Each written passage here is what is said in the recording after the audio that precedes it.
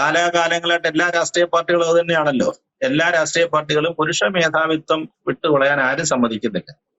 കേരളത്തിലെ അവസാനം നോക്കിയ കേരളത്തിൽ ഇപ്പൊ 20 സീറ്റുകളാണ് ഉള്ളത്. 20 സീറ്റുകളില് ഇപ്പൊ ആർ എസ് പിക്ക് എൻ കെ പ്രേമേന്ദ്രനാണ് ഇന്നലെ പിന്നെ വലിയ ശക്തമായിട്ട് വാദിച്ചത്. ഒന്നാമത് അദ്ദേഹം ഇംഗ്ലീഷിൽ നല്ല ഭാഷാ പരിജ്ഞാനം ഉള്ളത് കൊണ്ട് അദ്ദേഹം നന്നായിട്ട് സംസാരിച്ചു. പക്ഷെ പ്രേമേന്ദ്രന്റെ പാർട്ടിക്ക് പ്രശ്നമില്ല. ആർ എസ് പിക്ക് എന്ത് പ്രശ്നമാണ്? ആർ എസ് പിക്ക് ഒരാളെ മത്സരിക്കുന്നുള്ളൂ. അതിനകത്ത് 33 സംവരണം കൊണ്ടുള്ള കാര്യമുണ്ട്. പ്രേമേന്ദ്രൻ തന്നെയായിരിക്കും സ്ഥാനാർത്ഥി.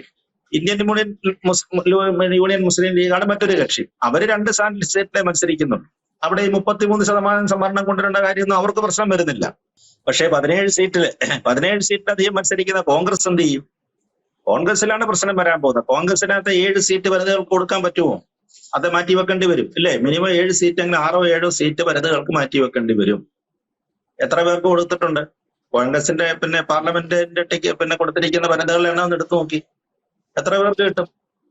അതാണ് പറയുന്നത്. അപ്പൊ 7 സീറ്റും പാർട്ടി പരമാവധി കിട്ടാൻ പോകുന്നത് 9-10 സീറ്റുകളിലെ സംവരണ സീറ്റുകളൊക്കെ ഒഴിച്ചു കഴിഞ്ഞാൽ 9-10 കഷ്ടിച്ച് സീറ്റുകൾ മാത്രമേ പുരുഷന്മാർക്ക് കിട്ടത്തുള്ളൂ. അത് തന്നെയാണ് ഇപ്പൊ സംഭവിക്കുക. കേരളത്തിൽ പറഞ്ഞ പോലെ തർക്കം വലിയ ഇതിലേക്ക് മാറും.